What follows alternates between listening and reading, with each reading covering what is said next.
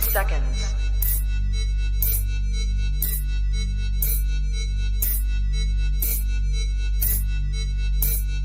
T-minus 20 seconds.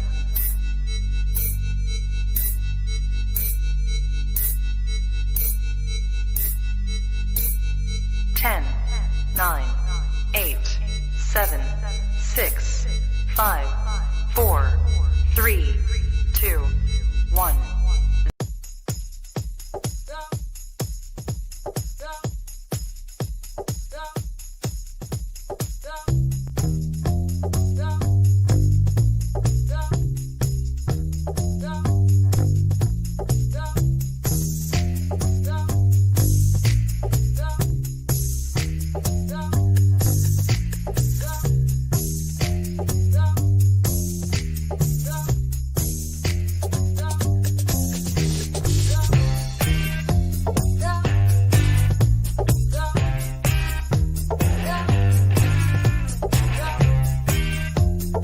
Are you a woman in need of wisdom?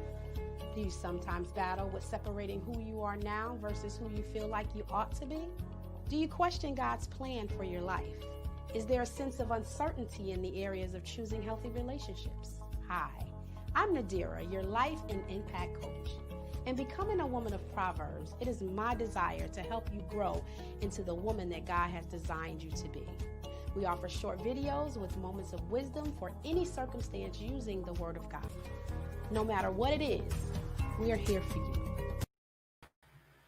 Welcome to Sisterhood Check-in Live. I am your host, author, inspirational life, and mindset coach, Nadira Lewis, and I am so happy that you have taken the time to join me this Friday for our very first Sisterhood Check-in broadcast for the year.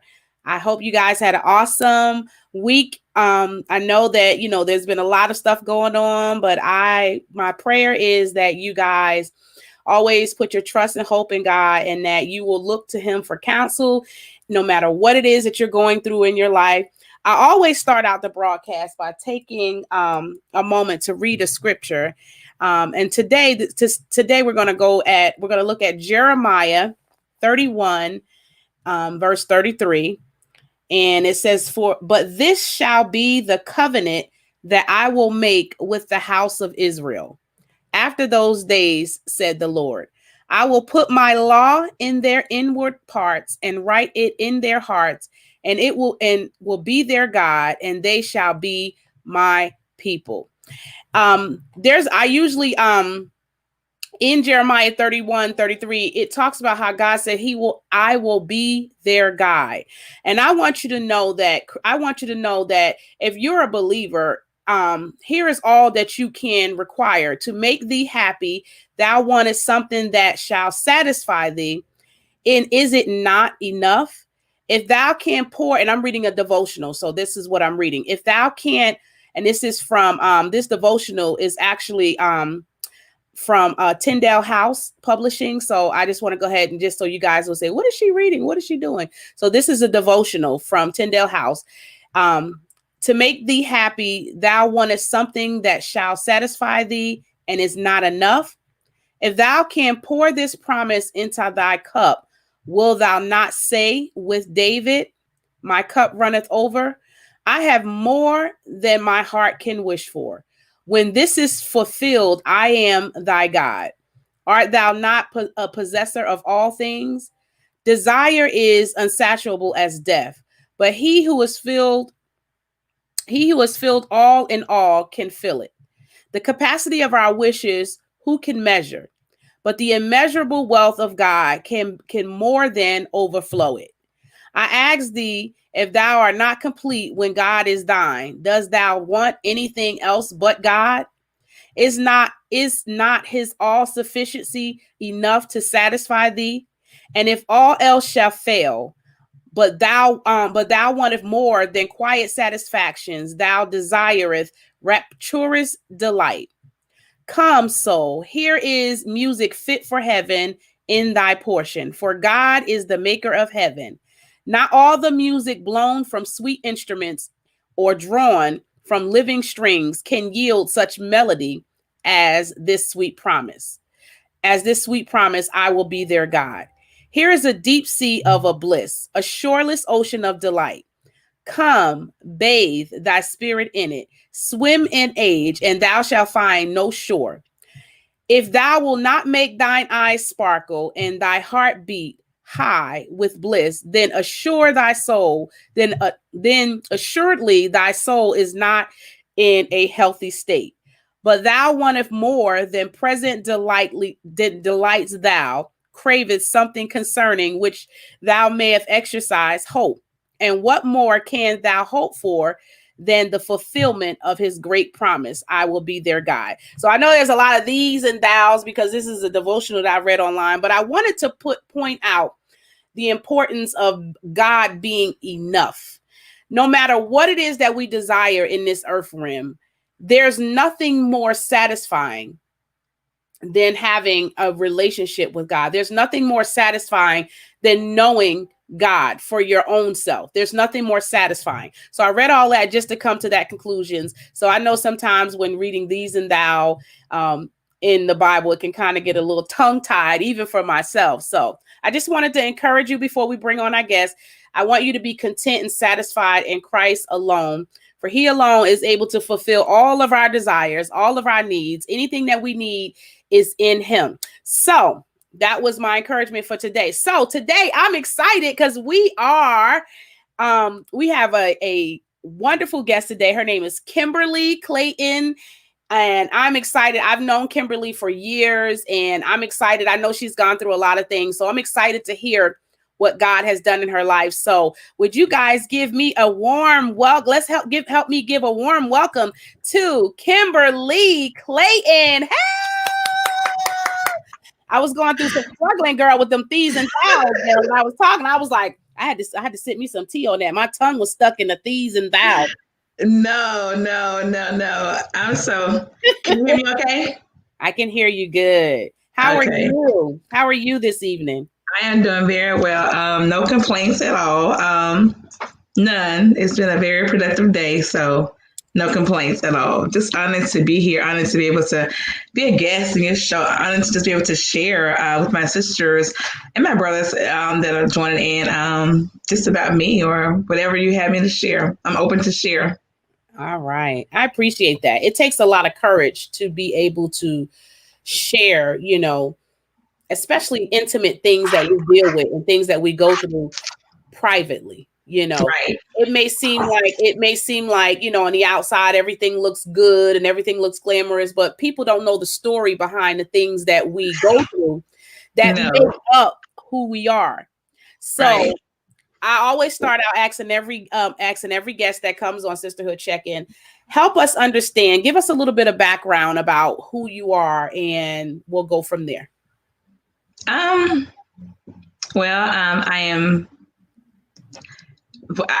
been in Jacksonville for about 22 years now, I think. Mm-hmm. I was born and raised in a small town. I said small town, but to me, it's a big town. It's in Meridian, Mississippi.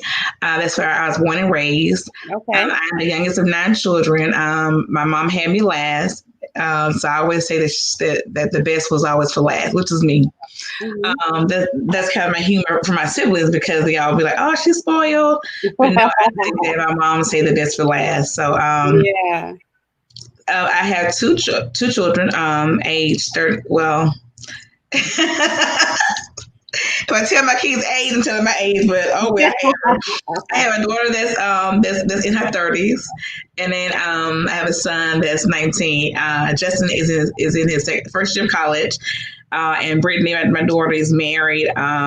He's a husband, awesome husband, and my first grandbaby. So she's 32. I'm sorry, I don't care. She's 32. I'm their mom. They my mom. And then Justin, he's 19, and he's playing baseball in college. So, wow, he's 19 already. Can you believe it? I know. I remember him when he was like so little and skinny and Brittany. I've been watching Brittany on Facebook and, I seen her little baby and I was just like, oh my gosh, Brittany is a mom. Like, oh my God. I know, right? She's a mom. I share in that joy. My daughter is married too, and so I remember yeah, she got married. I remember the wedding and everything. Yeah, so I definitely understand what that's like, having kids that are married. Yeah, just kind of tell a little bit about age. But we look good, girl. I don't know about you. Come on, we look good now. Look, we don't get old. We don't get old. We age gracefully. Okay. I say that gracefully. I say that. Yeah. So, Kimberly, I seen that you recently put a post up on Facebook, and I knew a little bit of your testimony, but I didn't really know, like, in depth some of the things that you went through. Talk to us about what you posted on Facebook the other day, and you had put a picture up. I did. You in the hospital. To share it. Can you share the picture? I sure can. Let me pull it up. I just wanted to make sure you were okay with that before I. Yes. Okay, hold on. I'm gonna pull it up. But when I saw that picture, I thought, wow, like I said, I've only knew a little bit of what you've been through, but when I actually seen that picture and I saw you said that this is what I look like. This is where I think you said 2008 or something like that, and then you showed where you how you got out of the hospital in 2009. I'm like, wait a minute. I was like, wait a minute. I just like. We're talking about, like, was that like a whole year? That I had to be clear about that. I said, well, let me just make sure. When I asked, I said, because that was like, I was like, wow, that's a long time for you to be in a coma. Because usually, and then your caption, you put that they wanted to give up on you. Yes. And I thought, oh my gosh, I can understand exactly for a year where there can be some room for discouragement. Like, oh my gosh, like she's not going to make it. I'm like literally going through your page because you have since that post, you've actually post so many different ones. So hold on, let me go into your actual photos. And actually, I'll tell you, I posted on January the 3rd. So, but there's an album on my page. There's an album that says,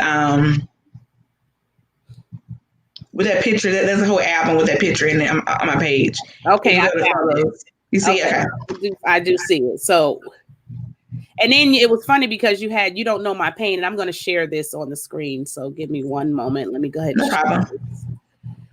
Let's see. And let's see.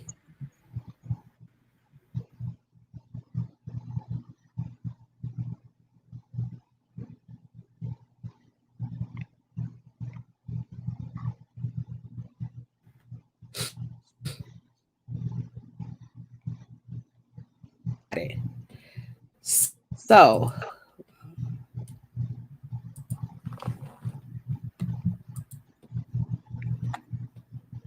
I don't know if it's something that if you can act to open it up. Hold on one second. I'm about to make it available.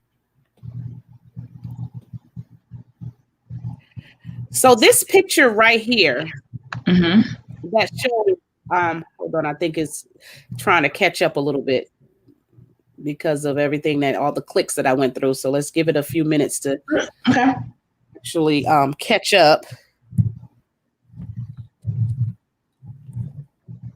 I'll show exactly what. Hold on one second. So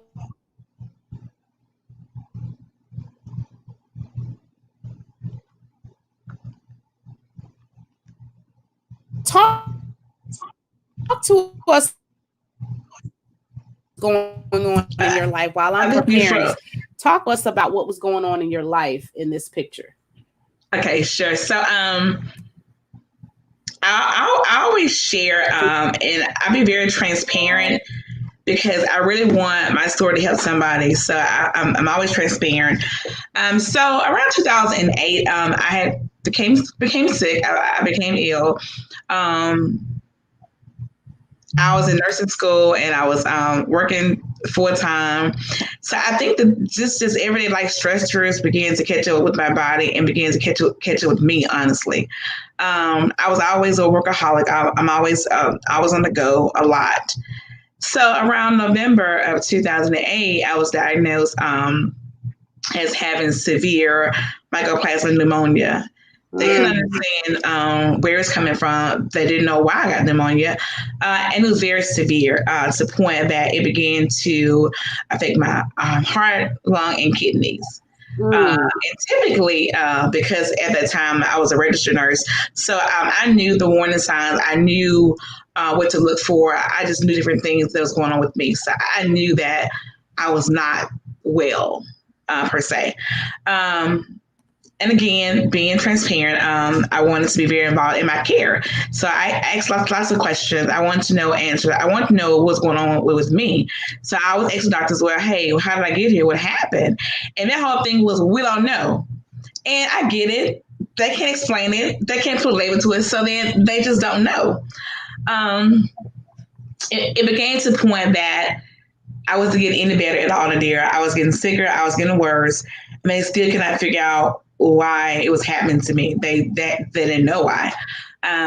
They told my mom and my daughter that I needed to be intubated. And before they could do that, I actually I think I stopped breathing. So they had to do so at that point they had to intubate me. When I went under, it was December the 16th of 2008. So I was in a coma through my birthday. I was in a coma on New Year's Day, 2009. So it was the 3rd of January of 2009 when and I said God woke me up, because I don't believe it was them. I believe it was God, because they had already gave me up that week. They pretty much said that I wouldn't leave the hospital unless I was leaving pretty much through the morgue. They felt that they did everything they could for me, that there was nothing left to do. I thank God for a praying mom that this was not going to take anything for an answer. Her thing was God didn't tell her that. So she did not want them to take me off the ventilator. She said, no, I don't care how long it takes. I want you to do everything. And we trusted God for the impossible. So I say that because on my birthday, 2008, I was nowhere near able to be here, functioning. So I celebrate my birthday really hard every year from that point on. It was very trying for my family, my kids, my daughter at the time, to go on the role of a caregiver. And remember, it doesn't just end then, because when you go home, you still have things that you have to do. I was still very much sick. I was still very, very, very much sick. And they still to this day couldn't really pinpoint what it was. Other than they felt that my kidneys were beginning to shut down. So that's the part that they got out of that my kidneys were, that I was going into kidney failure. And this background about me, again, being transparent. My dad has diabetes. My grandmother had diabetes. So my dad's side of the family was more medically challenged, with diabetes, heart disease, hypertension, just all those things that we don't want our children to have. My dad's side of the family had that. So in return, when I was 18 years old, they said I had juvenile diabetes at age 18 years old. So they like, oh my gosh, like 18, who wants to hear that? 18 years old, right? I did. Honestly, who wants to hear that? So it became a challenge for me, honestly. Another reason why I chose to be a nurse, because I wanted to help people. I wanted to find things out. So my goal was to be a researcher. My goal was to kind of find out things that can help us as a whole to do better with our health. So fast forward that. I'm better. I'm doing really good, Adira. I'm feeling better. I'm working again. So I'm thinking, I'm out the woods now, right? Like I'm out the woods. I'm good. I'm better. I lost weight. I mean, I'm really good. Things looking up. Quite contrary. I was called in and told that my kidney functions had worsened over the last 6 months to the point that I could possibly go on dialysis. I'm like, nope, not gonna do that. Because I've heard the horror stories of people who've been on dialysis. And I've been transparent because that was my mindset at that time. Remember, at that time, my mindset was, nope, I heard those stories. I don't want to be tied to a machine. I've done X, Y, and Z. So again, that's how I felt at that time. Didn't want to receive it, didn't want to accept it, and I didn't. So 2 years later, now I'm faced with, I really am going into full kidney failure. Like, this is where I am. And again, being a nurse, we try to diagnose ourselves. We try to do our own plan of care, and I did that too. To the point that I told my doctor I wanted to be admitted to the hospital and be put on aggressive diuretics. Now, for those of you who don't know, diuretics are like Lasix, things that make you pull fluid out quickly. So my theory was, okay, admit me. We're going to do Lasix. The fluid's going to come off, magically come off, and I'm going home the next day. It didn't happen like that. He told me that if we did that treatment, that I could be now thrown into full kidney failure. My mind was, let's try it, because I did not want to go on dialysis. Again, still being transparent, I just did not want to go on dialysis, honestly. I just didn't. After trying the Lasix, Nadira, and trying all these things, it backfired, because now I went into full kidney failure. Like, my kidneys had shut down. So, but I felt fine. Like, I didn't feel sick. So I'm in the hospital bed watching TV. Here he comes in, and I'll never forget this. It was November 2010, the Tuesday before Thanksgiving of 2010. And he sat on my bed. He said, "Kimberly, it's time to talk." I said, "Hey, okay." You know, I'm very bubbly, so I'm like, "Let's talk." Let's talk. He said that I've done it your way, and now I must be the doctor. I'm like, "What are you talking about?" He said, "Because now the fluid is around your heart." I'm like, okay. So this means that your kidneys have totally shut down. They're not functioning at all. And if you don't do dialysis today, you could die. So now I'm sitting there thinking, now I'm like, God, now I've gone through the worst of the worst. I've gone through 08, 09, like I supposed to be out the woods now, right? Like, I'm okay. Like, why am I going through this yet again? Very, very just shocking to me. I swear, I'm not doing dialysis. I said, I don't care. I'm not doing it. And he very sternly said, "Where's your purse?" And me, my smart mouth, I said, "It's in the closet." And he knows that I keep a picture of my kids in my wallet, because to me, my kids are my lifeline. Anyone else know my kids are truly my lifeline. So he goes to my wallet. He said, "Here, get your wallet." He said, "How's Red and Jay?" I said, "Oh, they're good." He asked for that picture. And I'm still not knowing why, but he said, blatantly, he said, "If this right here don't make you want to fight for your children, my job here is done." He said, "I can't want this more than you want it, Kimberly." He said, "So if you can't fight for your children, my job here is done. I'll put down on the notes that patient refused X, Y, and Z, and I'm going on home to my family." I sat there. I instantly changed my mind. I cried, because I knew that this was now become my new reality. It was the fact that I had two children at home that needed their mom. Period. They needed their mom. My husband James was on the road driving trucks at the time, out on the road a lot, so he was rarely home. But my thing was, my children, my kids need their mom. My second thing was, I don't want to die. I knew that we all will eventually, but at that moment, my thing was my kids, because I'm so close to my children. So I said, "God, you know, if this is the road that I must take, I don't like it, then I'll take it, because I trusted Him enough to know that if this is what He allowed to happen, then my story will help somebody else. Not to give up. Was it easy? No. Not at all. That day, they took me downstairs to do emergency dialysis. I was there like 4 hours. Just looking in the room, seeing people that look like me there was very eye-opening, because there were all people that look like me, brown skin people that look like me. Very few tan skin, but there was a lot that look like me. That's a problem. It's a problem because as African American people, we don't always take care of our health when we should, until there's a problem, and there was a problem.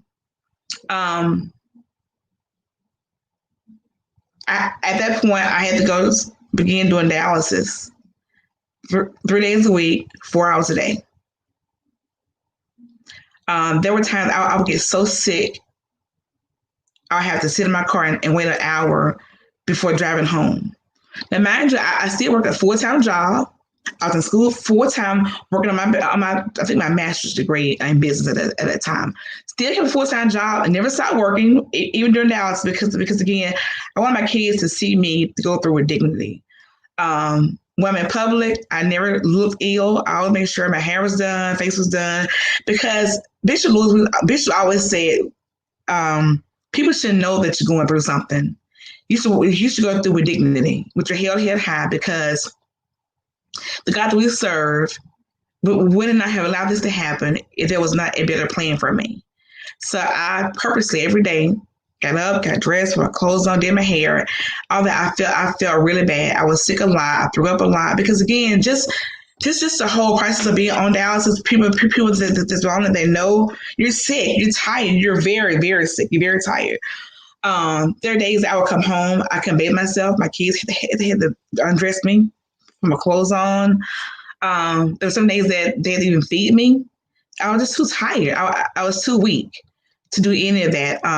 My heart was always with Justin. Justin was always, I always like, Mom, you need something, you need this, because he's a boy, and boys and their mom, it's that bond between boys and their mom. Just kind of different than girls and their mom. Brittany was more stern. Justin was more like, Mom, you okay? You need anything, Mom? So I didn't want him to see me in my most vulnerable states. So a lot of times I would shy him away to the room, and I would have Brittany come in, to kind of help me get through it, because, again, it's hard. I mean, you see, we're supposed to be the parents. Like, our kids should take care of us. Like, I'm a mom. Why are my kids taking care of me? So that's not how I felt that it should have been, honestly. I thank God for them. At the same time, it was hard being on dialysis 3 days a week. I would go 6 a.m. to 10 a.m. I would be there 4 hours. And you're literally there watching your blood being filtered out your body and back in your body. Very hard. Seeing people that look like me there, old, young, my age, was an eye opener to force me to change my diet around, my habits around, my eating around, to want to do better. In February of 2010, 11, I chose to go on the transplant list. I was told that it'd be 5 to 7 years to get a transplant. I was told that I could die waiting. I was told that there are more people that need organs than there were organs that were available, which means that there are more kidneys, people who need kidneys than there were kidneys available. So I now fell into the category. I now fell to the point that now I needed a kidney. Now I'm one of other numbers. I was told that people have died waiting for a transplant. That's to prepare for the worst. And I kept saying that, God, you brought me through 2008. You brought me through 2009. I refuse to believe that you can't bring me through 2010 and 11. I just couldn't fathom that he wouldn't do it for me. So I just couldn't fathom that he wouldn't bring me through this too. 5 months later, Nadir, I got the call in July 2011 that there was a donor free for a transplant. The donor was 20 years old.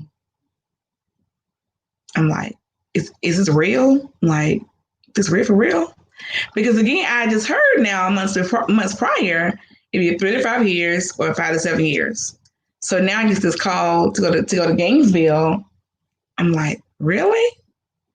Well, the next day, they called me and said the person lived. So they said, so don't come to shit. So now it's really sweet, because now I'm like, just like that person's family was praying for God to sustain their life. My family was praying for God to send me a donor. My mom tried to be a donor, but she was, as they say, too seasoned because of her age. She was already in her 80s. So they felt that, Mom, you're a little too seasoned. We can't take your perfectly good kidney and give it to your daughter because you're too seasoned. But as a mother, she tried because she's a mom. But they said no, she was a little too old. She was too old to give me a kidney. So they wouldn't allow her to be a donor for me. I don't know my donor. I didn't know my donor's family at all. What I do, though, is I write them letters and have them sent to them. because I'm very grateful. I'm very grateful. I since then chose to be an advocate for organ donation because I was not an organ donor before in my transplant. I too was afraid. I heard the myths about people selling your organs or, they're on the black market. So I heard all the myths about it. But now I find myself being the one that needed a kidney. And remember, I had a kidney and a pancreas transplant. So I had 2 transplants the same day, a kidney and a pancreas transplant. The kidney transplant basically cured my kidney problems. The pancreas transplant cured my diabetes. So I don't have diabetes any longer. My A1C is perfectly normal. I still take anti-rejection meds every day, and I have to do that for the rest of my life. But I'd rather do that than go on dialysis. So now I have a really good view of health. That's really good. I watch my blood pressures a lot. I don't want to ever, be really high. So I try and educate my patients and family members to watch your numbers, know your numbers, be in tune with your health, watch your diet, exercise. I tell my kids all the time, it's more to just like this fast food and eating out all the time. So watch your diet, watch your numbers. I truly believe that God left me here to share my story. I do believe that He left me here to help other people that may go through this or have gone through this or have been contemplating, do I want to go on dialysis? Do I not want to go on dialysis? For me, it wasn't hard because my children. And I really wanted my children to see their mom, to see me excel. I always share the story that my donor was in college. My donor expired before they could finish college. So for me, I've always been a career student. I got my nursing license in 97. From that point, got my bachelor's in nursing, my master's in business administration, then my master's in nursing again. And then I got a certificate in nursing for adult gerontology. I'm in school now for primary care psych NP. Also completed my doctoral studies. So I just chose to just make a situation that I felt that people would think was very bad to turn into something really good. I trusted God to give me a second lease of life. I trusted God to know that if all that I went through was not in vain. I say all that to say this. July 9th, 2011 was the day I got my transplant. I was very happy. I was good. I thought that I had no more blows left to be thrown at me. I'm like, okay, I'm good. My kids are good. March 22nd, 2012, my husband was killed in an accident. He drove a truck for UPS. So now I'm like, I have new organs, a new lease of life. Things are going good. My kids are happy. To God, now this. Like, now this, God, like, now this. Like, what did I do? What did I tell my kids? What did I say? And I'm being honest because I never lost a parent. My parents are both living. Now I had to deal with, now my son is 10 years old. His dad was just killed in an accident. My daughter is, at the time was 24. And I was at work, but I got the call because the day that it happened, we had planned to carry Justin to Tifton, Georgia, to meet his dad, to go to our hometown in Mississippi. So I never got a call from James that day, which is kind of odd. I'm like, it's kind of odd. So the night before, he called, talked to Jay, and the plan was in motion to go out of town the next day. Everything was already arranged and set up. It was already arranged. So, okay. So I said, okay, well, I'll meet you with Justin Friday. Already arranged. Everything was all set up. Friday come, James didn't call. I'm like, this is kind of odd. So I went to work. 8:30 come, no James. I'm like, this is crazy.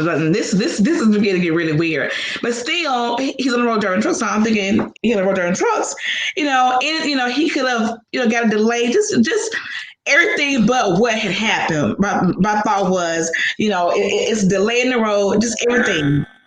Still not prepared for the phone call, Nadir. Still wasn't prepared. So I'm at work. My brother-in-law calls me and very, very tearfully says, hey, where are you? I said, I'm at work.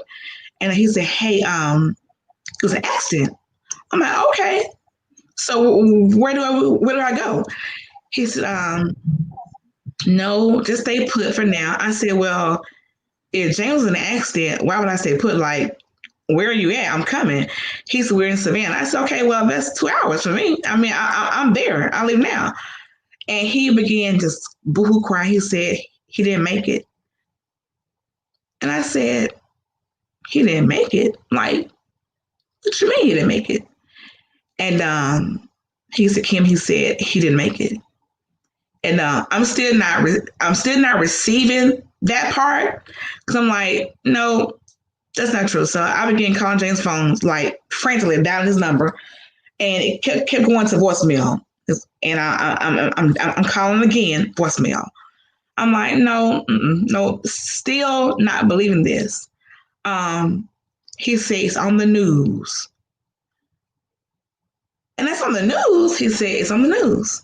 So he sent me the clip, and when I saw the truck,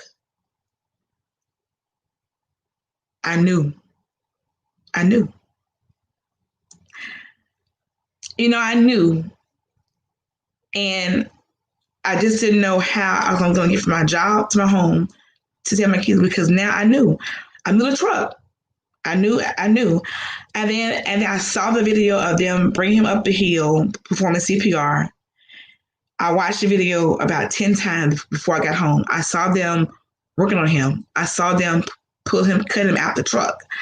I saw all this on the news clip. So now I knew it's true. It's true. He's gone for real. He's gone. I got home. My son was on the couch playing a video game. He said, hey, Mom, why you home? Hey, Mom, why you home early? He said, you ready to go? And I'm like, still just not prepared, Nadir. Oh my God, I wasn't prepared. And he said, hey, Mom, you ready to go? I'm like, no, we're not gonna go right now. We're not gonna go right now. So I couldn't tell him. I could not tell my son for the life of me at that moment. I couldn't. I called 2 guys from my church, Brother Gerald Bates, because my son and his son were good friend. I think you know Gerald Bates. Mm-hmm. Yeah, I remember Gerald Bates. Yeah. I called Irvin Johnson. I called him too. I remember. Yeah, and so I told them outside, I said, what's going on? And I said, listen, I can't tell just this by myself, me and Brittany. I needed some guys there with me. Mm-hmm. Because again, I just couldn't do it. I couldn't do it. So when they got there, Jay said, Mom, let's go. We got to get on the road. So finally I said, Jay, your dad was in an accident. Wow. I said, son, he's with him, call check on him. This point, I'm bawling. He said, Mom, I'm going to call Dad. Give me your phone, cut in, check on him. I'm like, son, you can't call him. Where he at, Ma? I said, he died. And that boy ran through the house, screaming from room to room to room to room. And I went to grab him, and Bates said, he needs his time, Kim. Just let him go. Mm. And I backed back, and I just sat there and I cried, and he was just.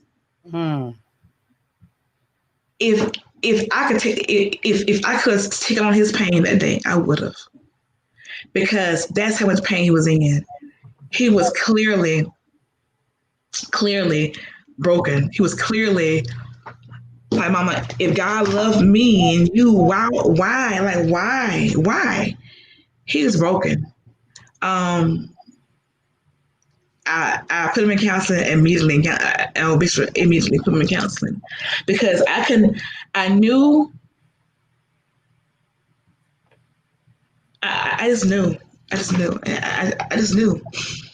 And that's been a hard road for us. Has it gotten easier? So you went through, I mean, you've given us so much in just such a short period of time, and I appreciate you continuing, even as my camera was going on and off. Um, you said so much, Kimberly, that I want to go take us through. What did you do for yourself to get through after you've gone through the kidney transplant? I mean, what was going through your mind? I mean, were you like, what is like the because I know you said you became a nurse afterwards, and you was that, I mean, what was the, after that had happened to you and you had your after you had the kidney transplant, was there some sense of, I mean, did you have that, is that what fuels you to be the kind of nurse that you are today? Because you do a lot of educating. I watch you on your Facebook, and you are really instrumental in educating us about our health and what to eat. What has been like your driving force? What is kind of, or your mission? What is your mission now that God has brought you through so much? What are you doing with what has happened to you? What are you doing with that?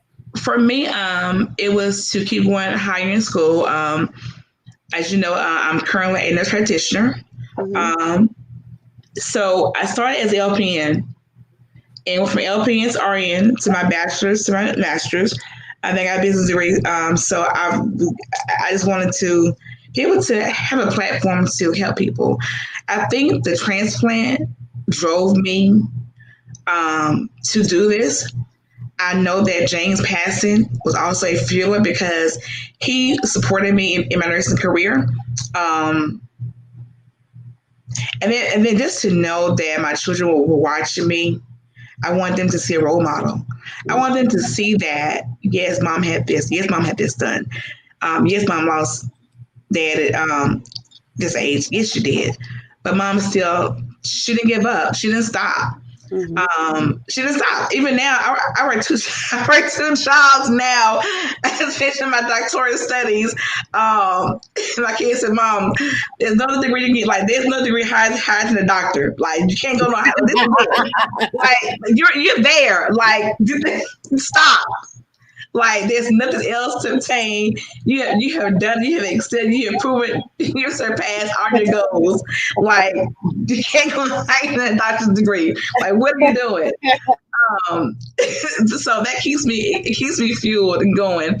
I do self-care a lot. I love to travel. I do self-care. I travel. I educate, people. My church, my mission, my family. I just love people.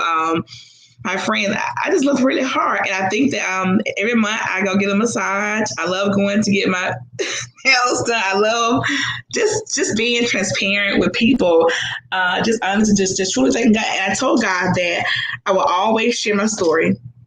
I don't care what happens. I will always share my story because it's my story to share. I lived it. I went through it. God, the whole way, he was right there beside me the entire way, pushed me the entire way. Even when I wanted to give up, honestly, I'm like, to heck with this. I'm tired. I'm tired. I'm tired of being in the hospital. I'm tired. I'm tired. But the more I was tired, the more God gave me the to go on further.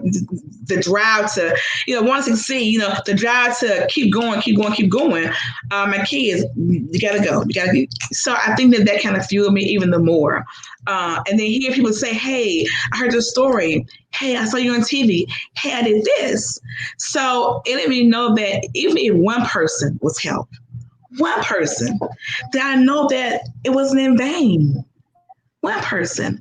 I have a very good friend of mine that always encouraged me, Pastor David Stevens, always such an encourager of the word, line by line, just this awesome man of God, always encouraging, always speaking into my life. Bishop Williams always encouraged, always into my life. So I thank God for those men of God because they truly pour into me when I'm too tired to get poured into. I'm like, I'm tired. But it's funny that you said that. It's funny that you said David Stevens, because he's actually one of the commenters that is actually in the comments. So we're going to go over some of those comments. But before we actually go over some, because we've had such an amazing response to your testimony. So before we actually go into the comments, we're going to go to a quick commercial break, so that we can kind of have some sponsorship information going. And we're going to get back and we're going to open up the floor for anybody that wants to ask questions, ask her any type of health questions, because she is a nurse and she has really done her homework. She knows what she's talking about. So after this commercial, we're going to go ahead and talk with Kimberly more about her profession. So we'll see you after this.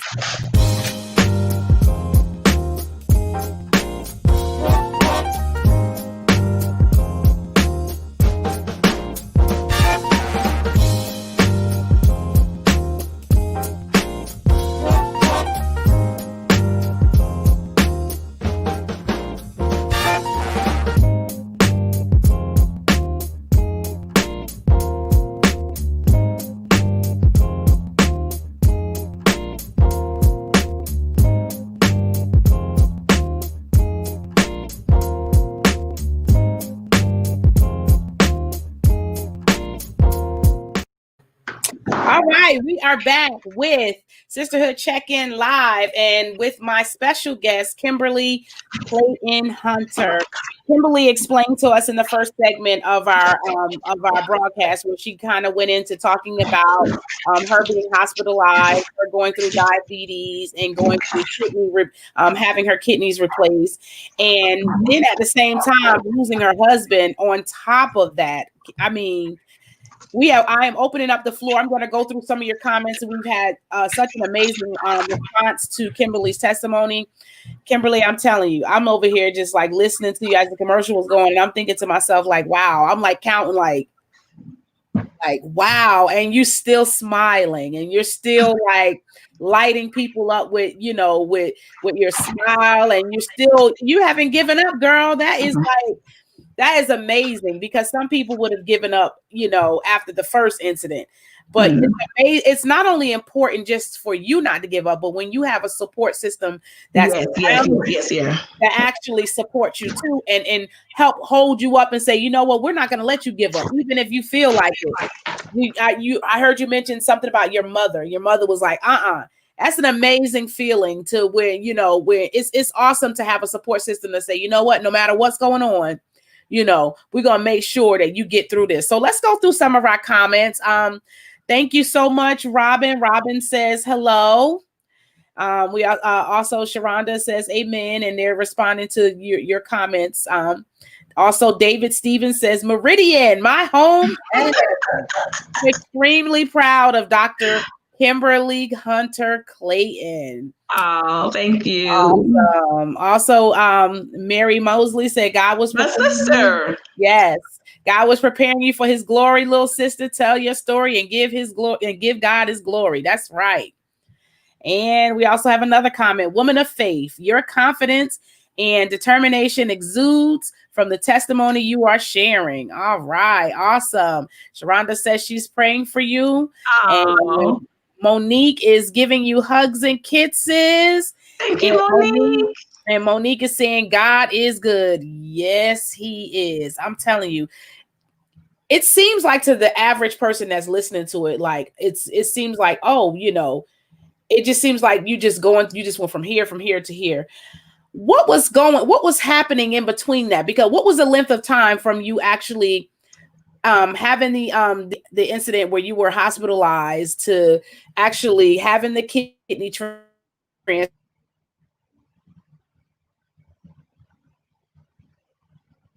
I think you froze.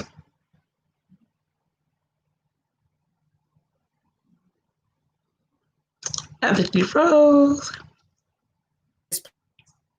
Plant.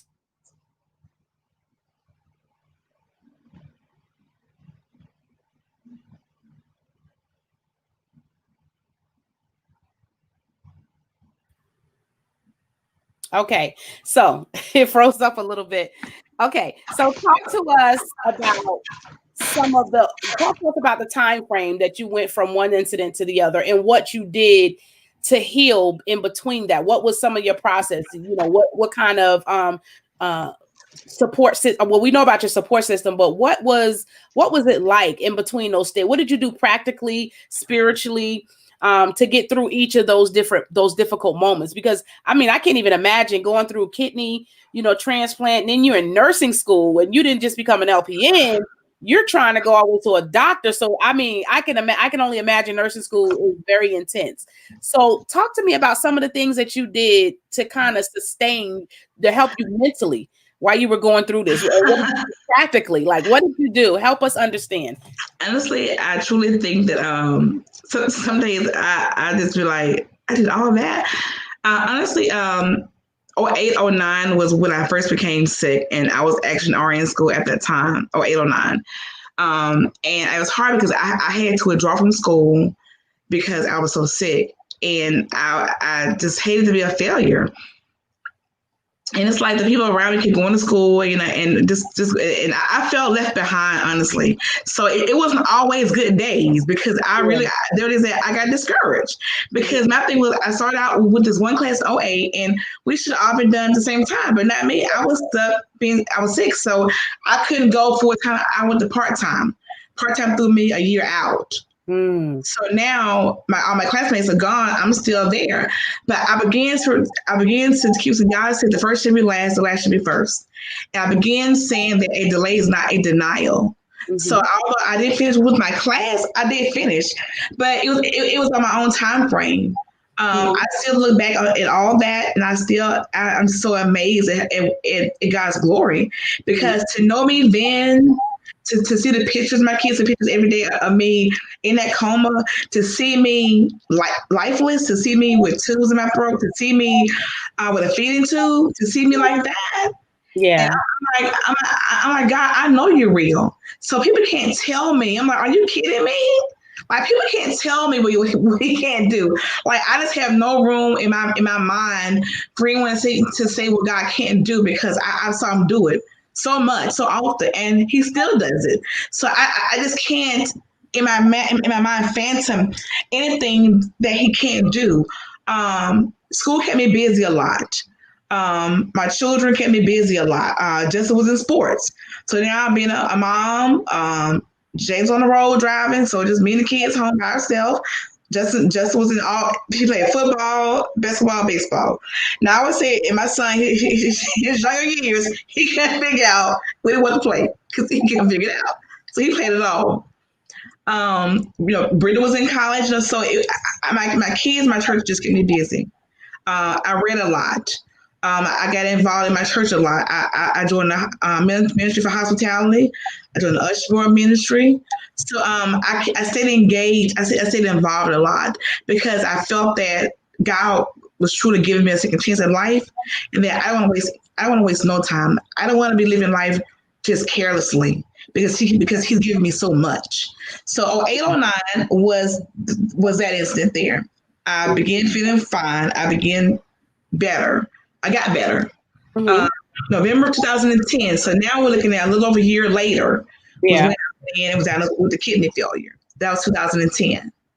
I went on dialysis in 2010. So February of 2011 was when I went on the list for the transplant. So again, I'm still in school full time, still working, still had a full-time job. I would leave dialysis, go to work from 11 to 7, go home, do schoolwork, do homework, get up the next day, work at my job, 12 hours at my job, come home, do homework, then dialysis the next day. So I had very little downtime. So Brittany helped out a lot at the house. She really took over a lot for me at the house as far as the chores, because I was trying to just do so much. As a guy, if you give me a second chance, I would do what I know to do. I would encourage people. I'll be an advocate. I'll tell them about your goodness and your mercy. But for me, it was just self-care. Yeah.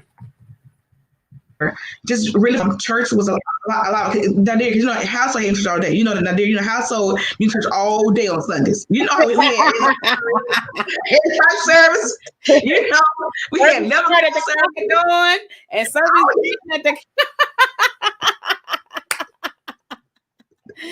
You know, we there all day on Sunday. So on Sunday, household all day on Sunday. Okay, so you know that on Sunday.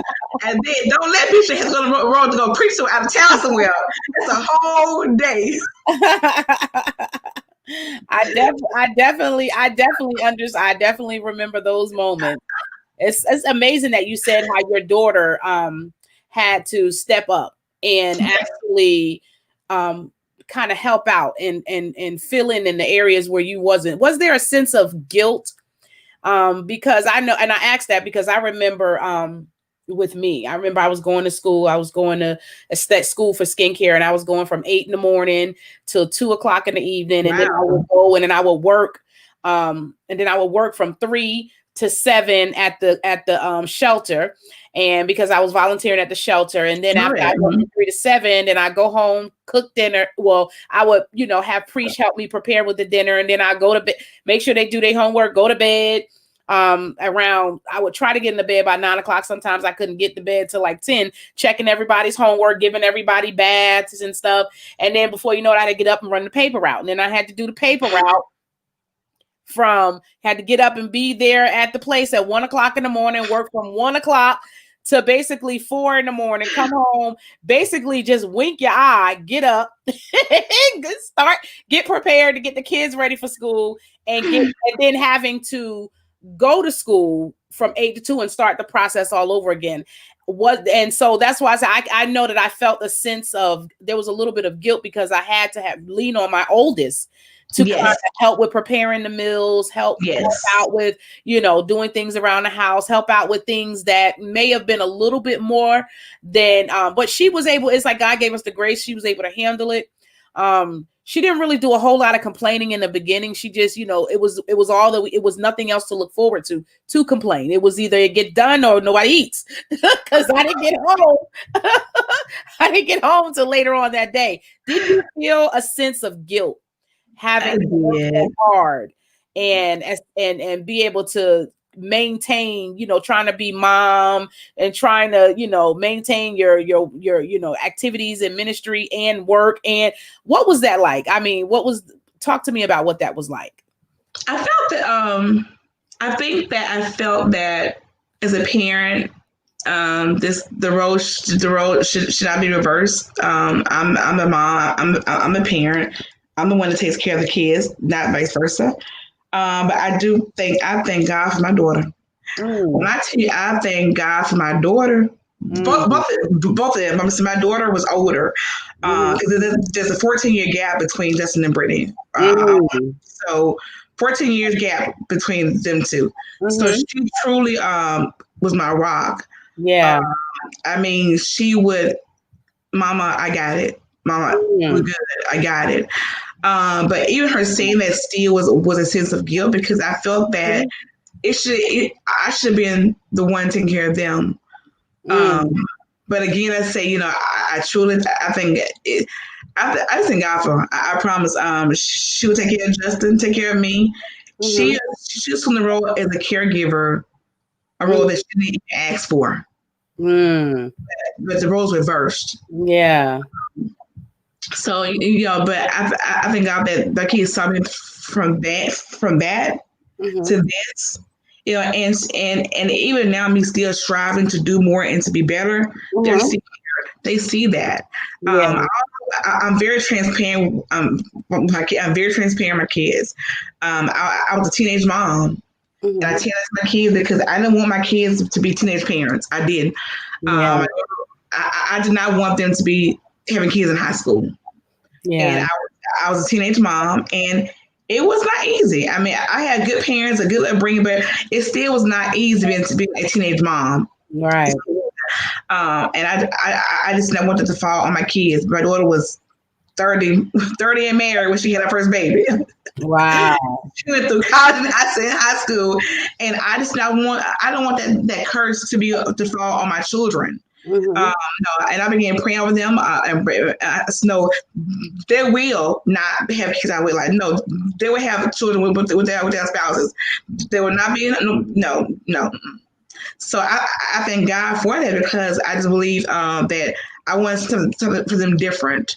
I just don't want them struggling how I had to struggle having a child in high school, because that alone is a whole other issue all by itself. But that even that Nadir pushed me to excel. Even that being labeled a teenage mom, pushed me to go higher because typically teenage moms back when we was in high school when like you're gonna be on welfare, you're gonna have a house full of kids. No, my mom told me instantly the first one I'm gonna help you with, but the next one you're on your own. So I knew I had to have a husband and a degree before I had number two. So when I had Justin, I had a husband, a degree, and my mama said, I'm happy with the first baby. The number two, you know what it is. But I know I had more for myself to have a house of kids. I had more for myself than to be, having kids out of wedlock. More for me. So I knew my mom said that, but I knew for me, as a person, as me, I wanted more. I wanted better. Yeah. So I knew that, no more kids. No, husband, a degree, and a house. Robin said, "Amen." So, but I think that my testimony and my story was unique to me. I never saw James passing. I never ever saw that coming ever, because when I was in the hospital sick, he came up there, and Brenda said, "Mom, he was just trying to get things prepared for when you die." And because again, everyone does not have the same like spirit, right? Or like mine. I mean, we all have our own walk with Christ. We all do. Right. Our faith is different. So for him, it was like, well, I got to start getting stuff prepared. Nothing against him. That's how where his mindset, his faith was at that time. But my mom was a praying mama, honey. She said God ain't told her that shit. So said, no, God ain't told me my child leaving this earth. She's not. He ain't told me that. And she began to pray on me. My daughter said she would oil me. She would pray for me. My sister was come down from Birmingham, take care of me. I mean, so I do believe the prayers of righteous, they do avail much. My church is praying for me. I mean, so I do believe that, listen, God heard those prayers.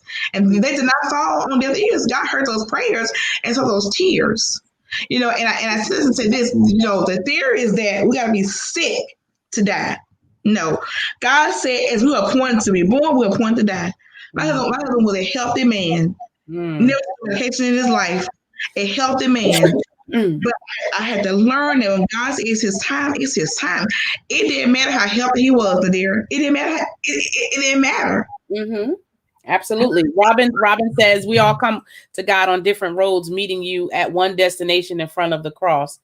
Absolutely, Robin. Thank you for your response. I can relate with you in terms of that, because when my husband passed away, it was going to be 5 years in May.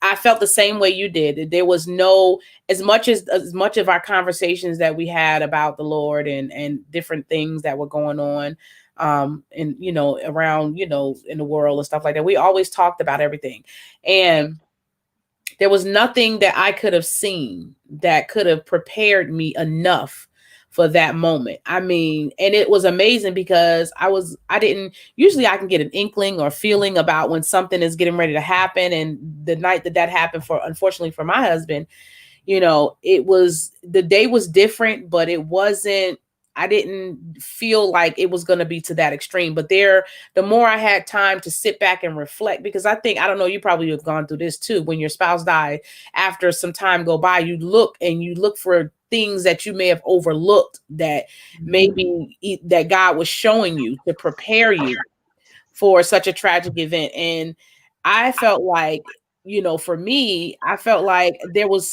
something was going to take place I just felt like it was going to be a shift. There was going to be something that was going to change, but I didn't think that the change was going to be as extreme as it was. I had no idea that was going to happen. And so I think when it happened, it was more so of, God, how come I didn't know? You know, it was like, you know, we talk about everything else. How come you didn't inform me that this was going to happen? I was not. But at the time, it was, even though I had those questions in my mind, the answer to those questions was more, it just to me just still wouldn't have been enough. So I believe that some of the things that we ask God about, why this happened, you know, how come this, and those questions, even when we get before God and we all, you know, come before him and we die, I don't think those questions are even going to matter anymore. Because I mean, when you're sitting in the presence of God, you're not going to be concerned about things that happen here on earth. You're just going to be so glad to be in his presence. Those things are not going to be an issue. I just feel like it's just going to be an automatic. You're going to be so focused on Christ, it's not even going to matter. And so what that experience has taught me is that for a while, it kind of put me in a frozen mode where I didn't want to do anything, because I felt like, heck, you know, I don't know, you know, man plans his way, but God ordered a step up, you know, I ain't gonna have no control anyway. So I've developed a sense of insecurity about planning things and doing and living my life the way I did before, where I was just doing things and walking in faith. And this time it was like, well, you know, I can walk in faith and I can believe for stuff to happen, but if it happens, what if God overrides my plan, you know? So for a while during that time, I just didn't want to do anything. I kind of just shut myself in. I didn't want to be involved with anything or anybody. I just wanted to kind of grasp the reality of the change that just took place in my life, because when everybody's gone home and everybody's going back to their normal life, you're stuck dealing with the reality of what happened. And if you have children involved, now you have to kind of help your children cope through the grieving process and help go through it. How did your kids experience? I mean, because that was like a double whammy. Here they are having their mom going through all these medical problems and old enough to understand that something is wrong. And yet at the same time, they're losing their father. What was that like for Justin and Brittany?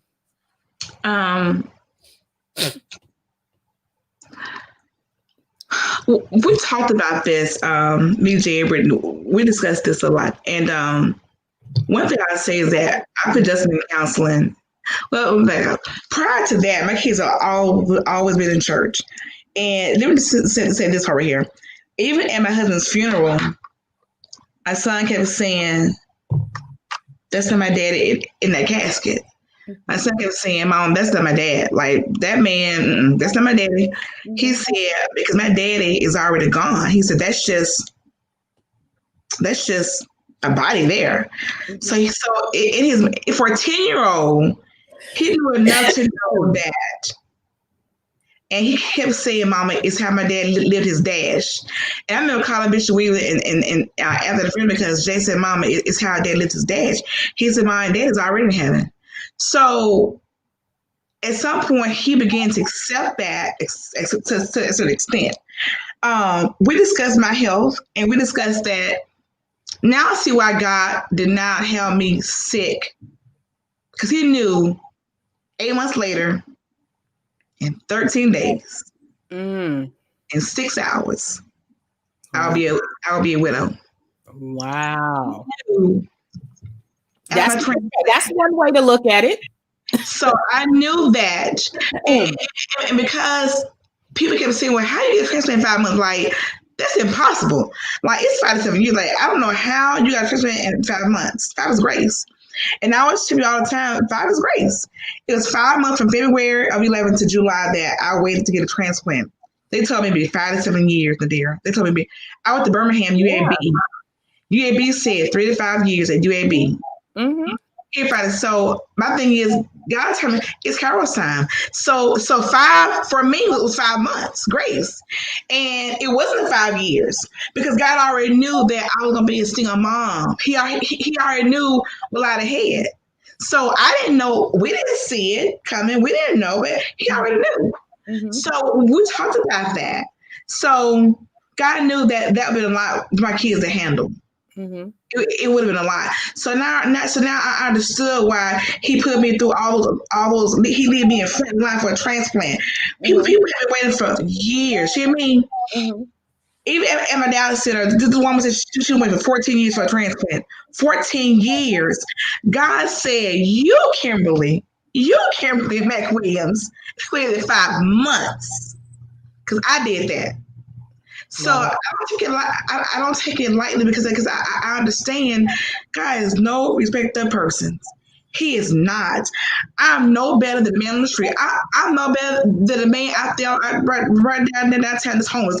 I'm no better. I'm no better at all. Because God said in his eyes, we are all on the same platform. It don't matter how much money you got. It don't matter how much money you don't have. It doesn't even matter about all my degrees. Because God said, I'm on the same playing field as the person that has a GED. I'm no different, and I don't ever put myself up to be in a higher. Because God said, I don't see those degrees. They're good. I don't see all that. I see Kimberly. I see you. I don't see all that. They're good. They're good to have those things. They're good accolades, but I don't see all that. You know, I see you the person. I see you the person. The same as the girl in Burger King, whereas you work in the hospital. I mean, you're the same. And I tell my kids, you're the same. You are no better than anybody else. We're different. You know, God has given us things, but we're still no different than anybody else. We're not, because He said He is no respecter of persons, and I hold that true to that because I am no better than anybody. I thank Him for His grace. I thank Him for His mercy. I look at 5 months for a transplant list. I look at the woman that's still waiting now to this day. I know is still waiting for a transplant. Still waiting. But God said, I gave you favor with me 5 months. Yeah. 5 months. So I tell you, Amen, I'm just so grateful. I am so humble. I don't take nothing for granted. Not even the air I breathe. I don't. Nothing for granted. Yeah. Because in the blink of an eye, a blink of an eye, we all could be from here to heaven, just like that. Yeah. Any of us can. Yeah. I don't miss a chance to tell God thank you. I'm not sure if you knew, but I had petitioned the governor of Florida 2 years ago because Florida was not listed as a state that recognized April as Donate Life Month. I researched all the states that They're not recognized to do what? So Florida did not recognize April as National Donate Life Month. That means that April is set aside for organ donation for the whole country. Okay. Florida was one of the states that did not recognize it and did not honor it. And they did not honor it. So the governor himself called me back. I'm sure. Come and say. Okay. I'm trying to see her.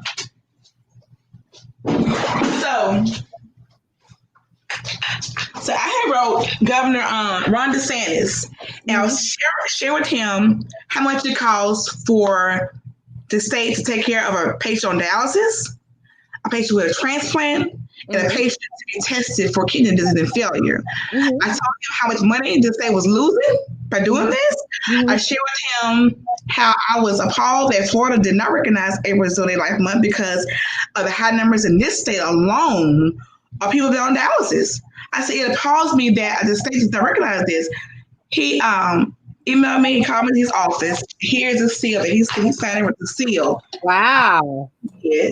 So that just lets everybody let you know that you can make an impact. You don't need a whole lot. You just need passion, motivation, and favor to be able to. That's amazing, Kimberly. Wow. That's amazing. So the governor signed it into proclamation. I went to Tallahassee. I got the proclamation. He sent it out to all the mayors in all the counties. And from now going forward, Florida is now recognized April as Donate Life Month. Because I was so persistent that I was like, no, I live in this state. Yeah. I'm one of these numbers. I'm like, wow. He said, whereas over 113,000 men, women, and children are currently on the national waiting list for organ transplants, which more than 5,000 are in Florida. I said, and that was me. I'm like, I'm in this statistic. So Yeah. we need to change this, sir. So I'm like, I'm in this number, and I'm also a healthcare provider. So listen, we need to change this. And he was like, I didn't think. He was very you research. I see it. I researched this, and I said, you can please fact check me. Please fact check my numbers because I researched that for months and months till I felt the need. I'm like, no, he needs to know this. He needs to know what the state is doing. And after they fact checked, he received an email and a phone call from his office wanting me to come, and he signed the seal. And now Florida is recognized now forever as Donate Life Month in April.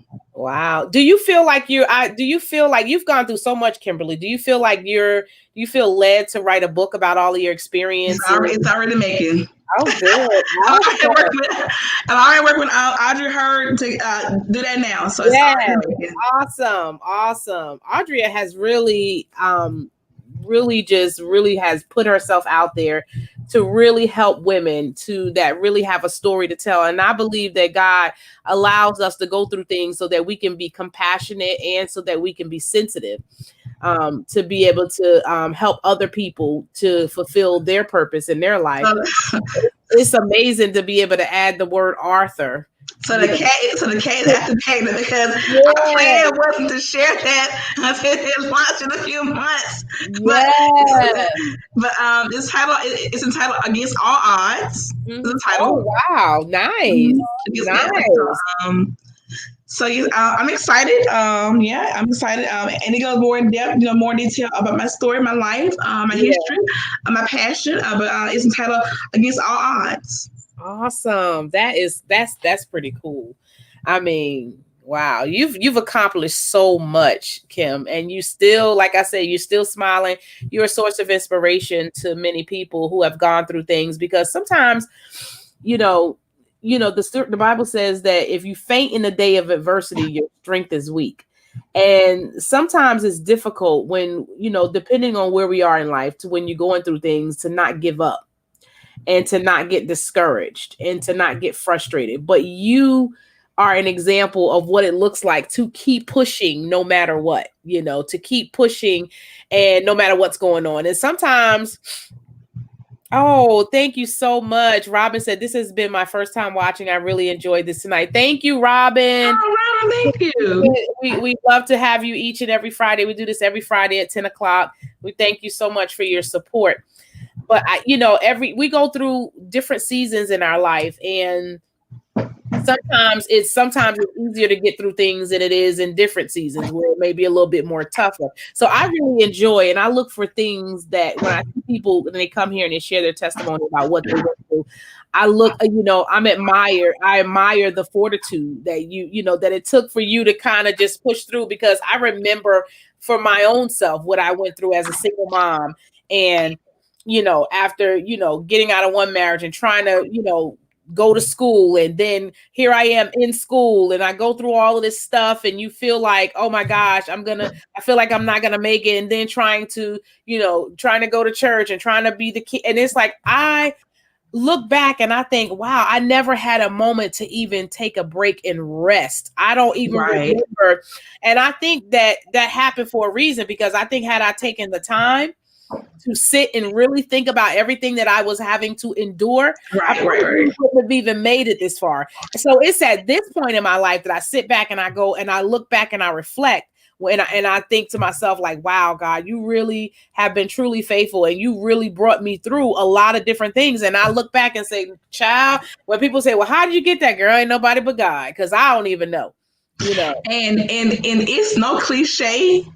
Yeah, because I don't even know how I have got the energy to do a lot of things. Mm-hmm. I'm telling you, going to school, and even now being in school now, working on my psych mental health certificate, even now working 2 jobs, even now, I'm telling you, it's all God. It is truly, I'm telling you, I like people, and I like to share and to teach and to share and to make people that look like me aware of what diabetes can do at an early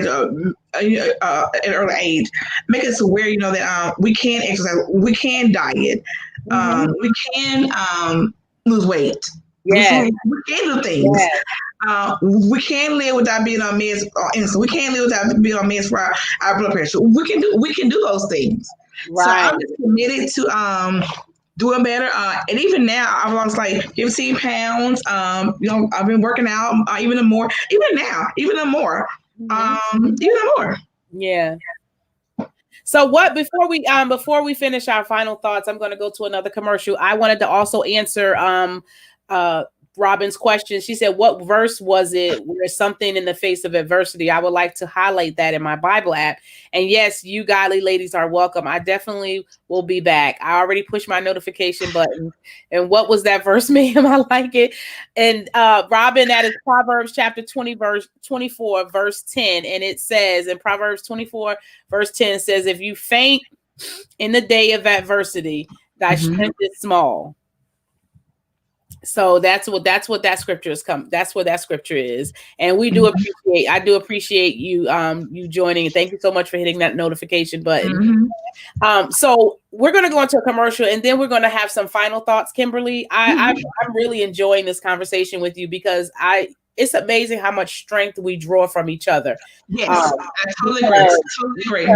You just don't know how, and there may be somebody that's watching that may feel like they just can't make it another day. And I want you to speak to that. I'm telling you. But before we do that, we are going to go into one more commercial and then we will be right back.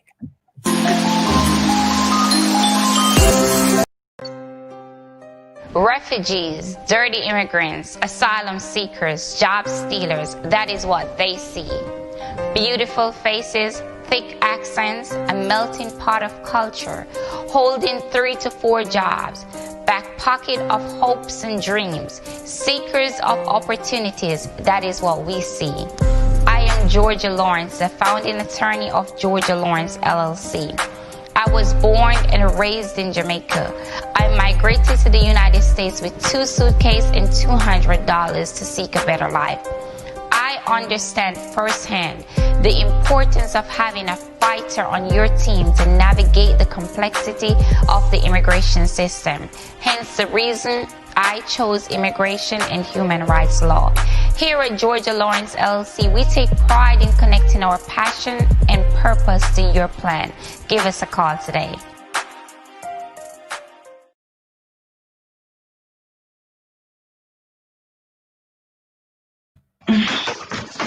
All right, and we are back with Sisterhood Check-in in our third segment with Miss Kimberly Clayton Hunter. So we are in our final segment, and I just want you to know I really enjoyed you, Kimberly. I mean, like I said, there's so much inspiration that we can draw from one another when we deal with different things, which is one of the reasons why I created this broadcast, because sometimes not everybody feels or has the ability to be able to communicate or even talk about some of the things that they're dealing with. So it helps when you have people that can say, hey, this is what I'm dealing with. And you begin to say, oh, yeah, I remember I was dealing with that. And so that's why some of the reasons I asked you, what were some of the things that you've done physically, emotionally, spiritually, so that the person that is looking at you and looking at that smile and saying, I want to be like that. I want to be able to get through. I'm going through. What would you say to that person that feels like they have had enough, that they've been through all kinds of sickness, they've dealt with loss, they've dealt with discouragement, and they just don't know what direction? What would you say to that person? I think the first thing would be is sometimes we have to love ourselves first. Flaws and all, even in all my imperfections, everything that had going on with me, I still had to love Kimberly. I couldn't look for people to encourage me more than I encourage myself. I couldn't let somebody else want better for me than I wanted for myself. And I always say that was the hard part, because even when you're weak, you want to just give up. Honestly, you do. And I had to pull myself up out that pit. I had to have, even because this thing about support system, sometimes they're there for you Sometimes they get a little busy.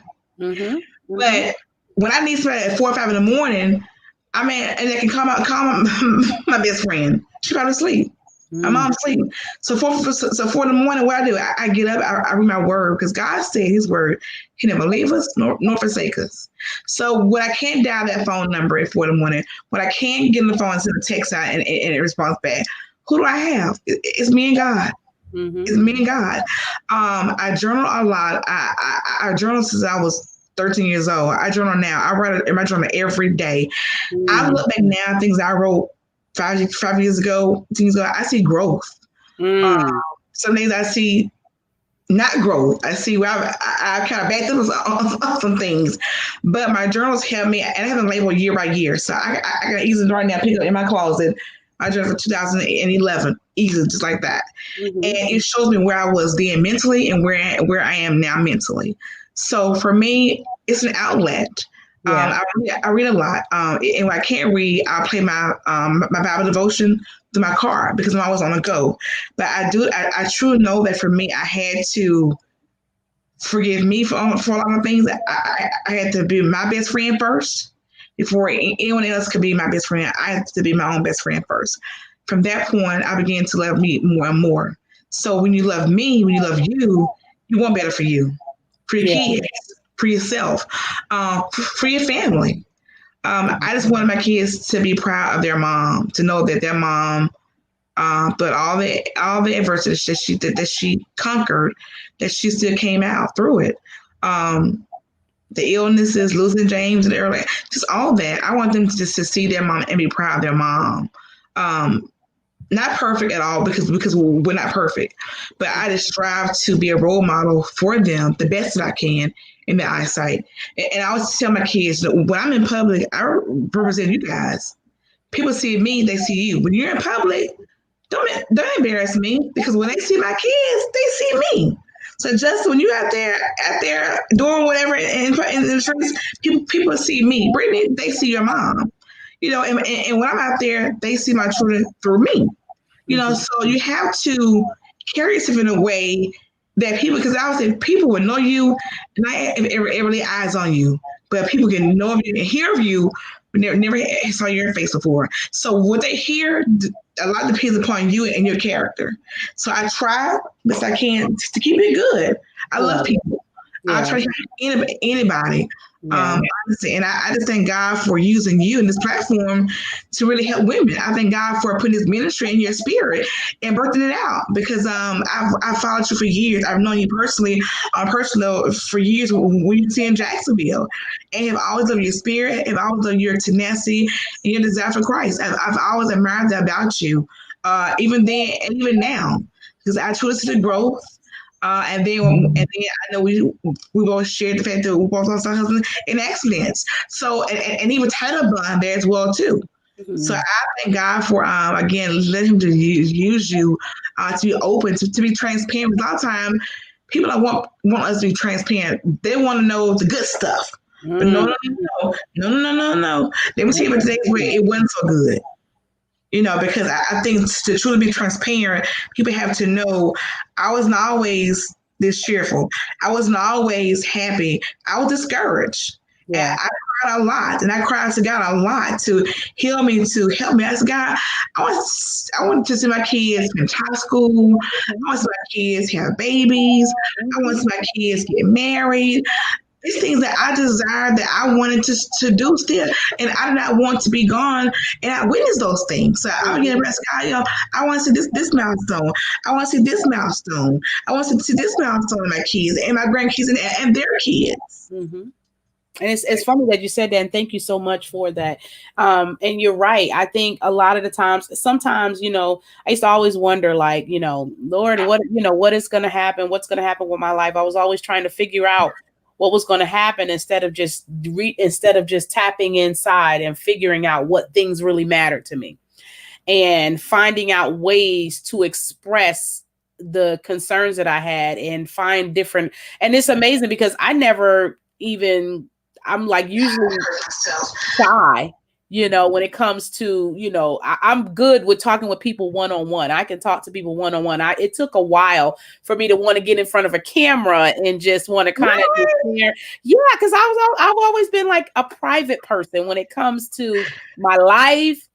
I would talk about it with my friends, like with my best friend, and I will talk like one-on-one, but to be like in an open and really like be transparent and like let everybody in, to me, it was like, I don't want nobody to know what I do, because it was always like this sense of pride. Like I didn't want any type of distractions. I just wanted to kind of go through it alone in my little secret place. And because I always been a fan of not being a public success and a private failure.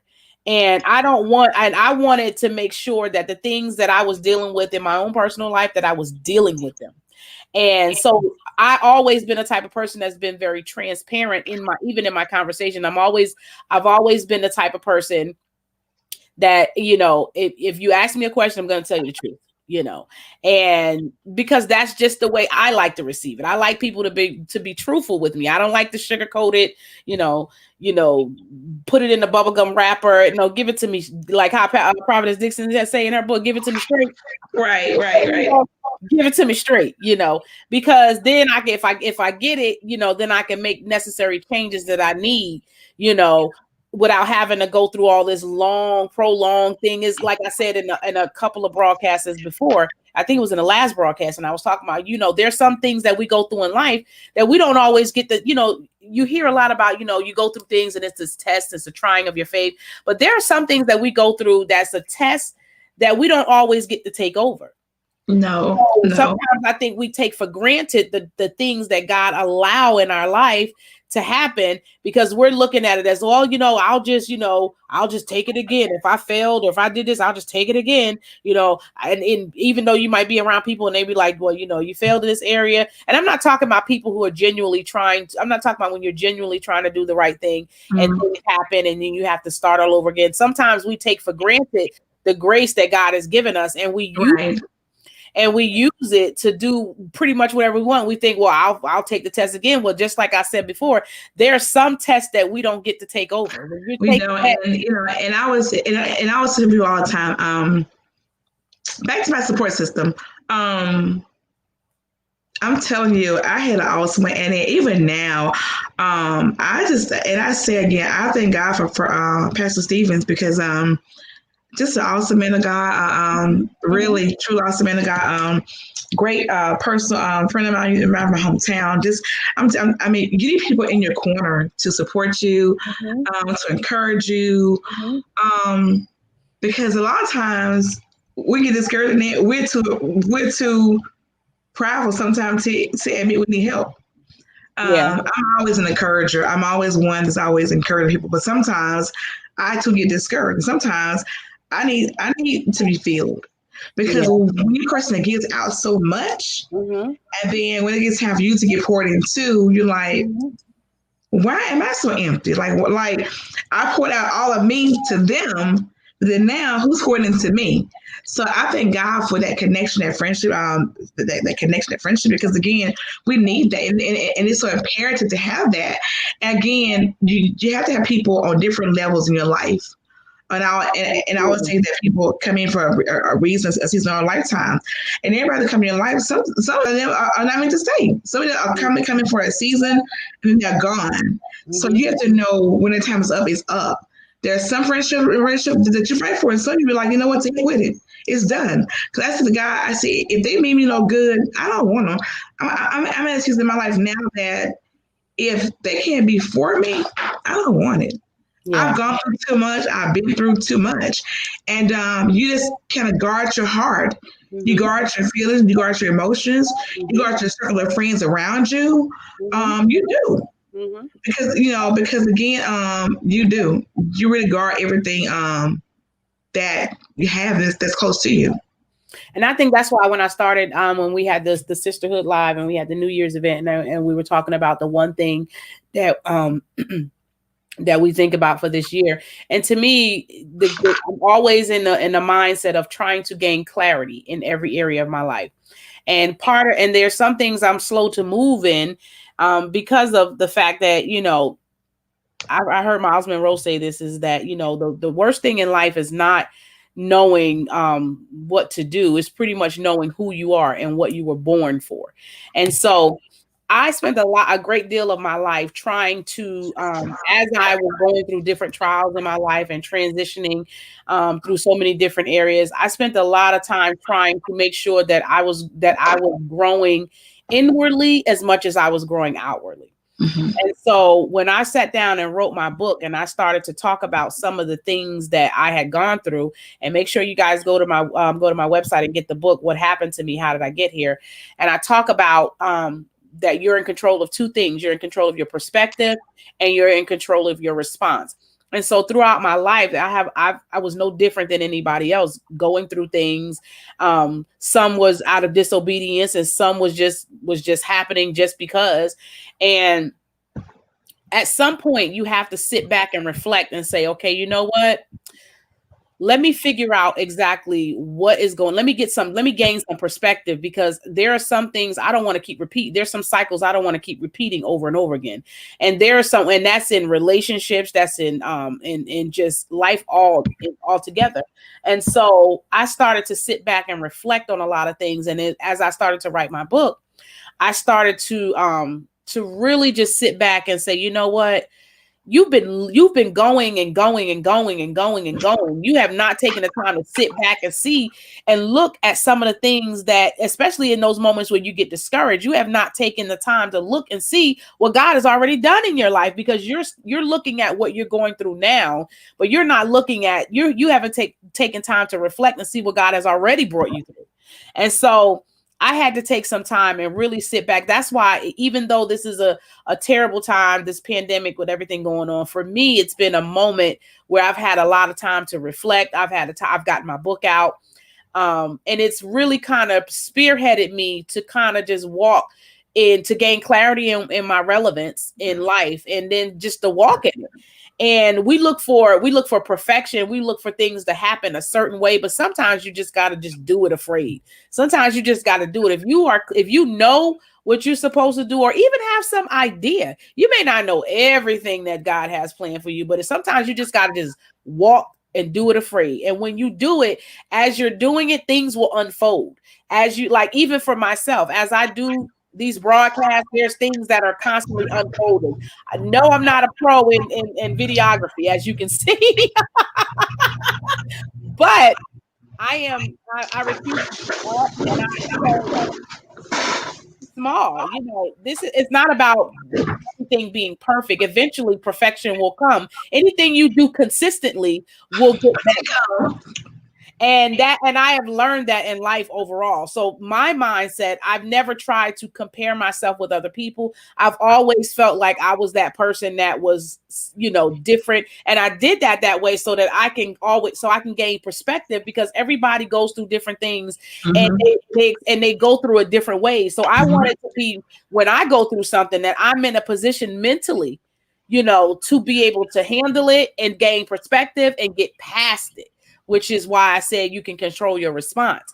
So when I look at people like you and I'm like, man, you are really not just talking it, you are doing it. And not only that, your kids are looking at you and probably like, man, my mom is, she doing it, and that motivates them. My daughter tells me all the time, like, Mom, I look at some of the stuff that you've been through, and I'm like, if my kids, is my greatest desire is that my kids can look at me and call me blessed. And then what Proverbs 31 woman said, yes. Your children rise up and call you blessed. Well, in order for them to rise up and call you blessed, they have to see you in action. Right. They have to see you overcoming things. They have to see you. And I specifically want to talk to moms that are out there just working hard and feeling like they're just working, and it's like they're not getting anywhere. It just seems like, they're going from pillar to post, and it's hard for them financially.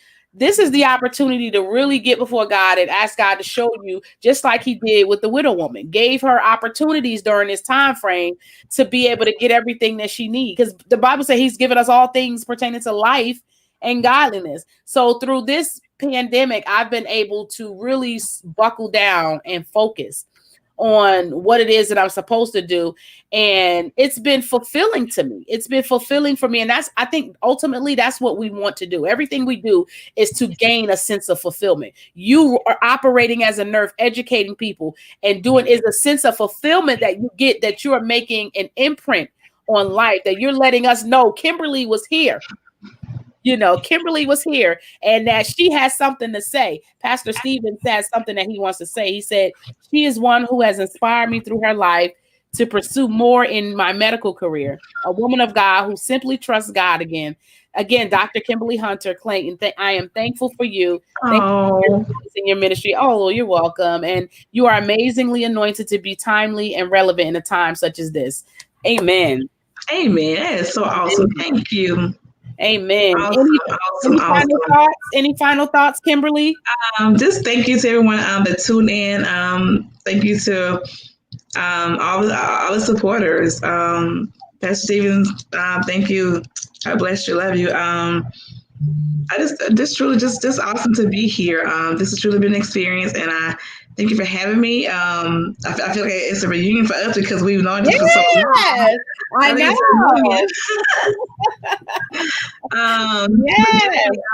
Definitely. I didn't plan to share my book on the air because it's going to be a surprise sneak lunch, but since it's out there and open, that's okay. You've already created an expectation. So when you put it out in the atmosphere, you've created the expectation. So now we're gonna be looking forward to that book. I know I'm gonna be looking forward to it. So it's a good thing because you create the anticipation now. It's entitled Against All Odds, and just look forward to be out this year, of course. I'm excited about it. Excited. So again, thank you. I can't say thank you enough, Nadir, for having me, for everyone that let me just to share. I just pray that something I've said has helped somebody to not give up, to hold on for a little bit longer. And again, I always say that God truly is no respecter of persons. He's not. And again, I'm no better than no one else, honestly. And I always say that these titles don't make me. I have them, but they don't make me. I'm your sister, all of you. So thank you. All right. Well, thank you for accepting my invitation. You guys, if you want to reach out to Kimberly, you can seek her out on Facebook. She's on Facebook as Kimberly Clayton Hunter. So make sure you guys go to her. I know I don't good. Let me tell you something.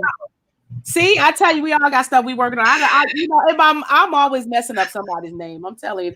I guess I'm reaping what I sow because I can't tell you how many times people don't mess up my name. So I'm sorry about that, Kimberly. But thank you. Thank you for accepting our invitation. I look forward to having you back when you have your book. That would be awesome. Maybe you can come back on the show if the Lord leads you, and then we can talk about your book and get you some sales, girl. Get some, because I know you ain't gonna have no problem, girl. When you have a testimony as awesome as yours, I mean, you really touch me because my family, diabetes is huge in our family, and so seeing you, I'm encouraged by your testimony because that lets me know. I look at my family members and they're all going through different things medically and seeing them overcome. And it's important. Taking care of yourself, eating right is important. Exercise, I'm telling you, it is important. And so, we have to be intentional with our eating habits. We have to be intentional, which is why I started to do the video, which is why I did the video a couple of days ago. And I was talking about ginger, some natural things that you can do like ginger and turmeric, which are like, turmeric is like a diabetic's best friend. It's just, I take turmeric every day. I take turmeric and I take ginger, and Yeah, because of the fact, and I make it, I make the ginger, and I give it to my kids. Of course you have to add things to it, but I give it to my kids, especially now with this whole COVID thing going on. You have to be intentional because, it doesn't mean that you're not going to get, you're not going to have colds and stuff like that. But, if you're constantly increasing your immune system and building your immune system up, at least when it tries to attack your body, you have something to work with, And so, again, just thank you so much for joining. For those of you, I want everybody to know Saturday at 5:00. It's amazing because you touched on so many things I was going to be talking about. On Saturday, I am doing a self-care 101 free webinar, and I'm going to talk about different ways that you can actually kind of implement taking care of yourself, different things that you can do practically to take care of yourself, because you're right. We keep going, and as long as we feel good in our mind, we keep pushing our bodies. So I just want to kind of share some practical things that you can go through, and I will be doing it tomorrow. So for those of you that are watching, make sure you go and register for the free webinar. We only are allowed it's only going to allow 200 people to actually be there. So it's first come, first serve. And it's www.selfcare101club.site. Just make sure you go to the website and register for the free webinar. And like I said, I'm going to be talking about some practical things, because right now that is what we need. A lot of people are stressing, and with the digital world, with the Facebook, Instagram, and all this other stuff, we have forgotten what it's like to take care of ourselves. So, Agreed. Make sure you guys, that everybody that's listening, make sure you go again to the website, and I'll put it up there. It's a free webinar. It's on tomorrow, Saturday, January 9th at 5 p.m. Eastern time, 7 p.m.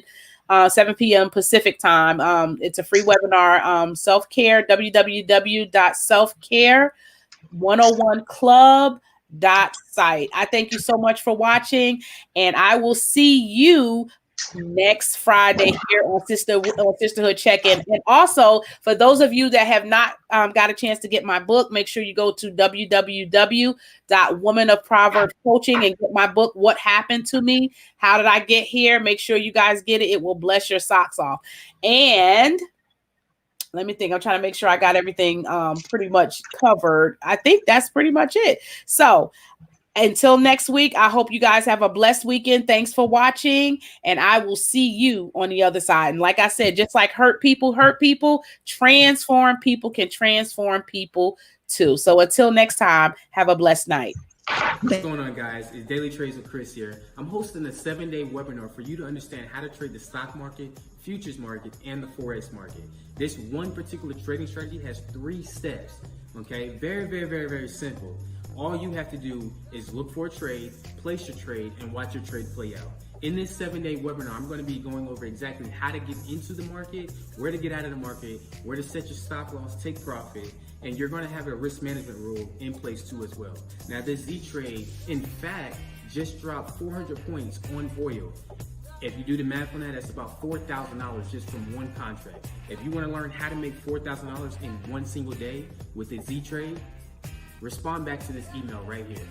Comment below on this video, and I'll get back to you with all the information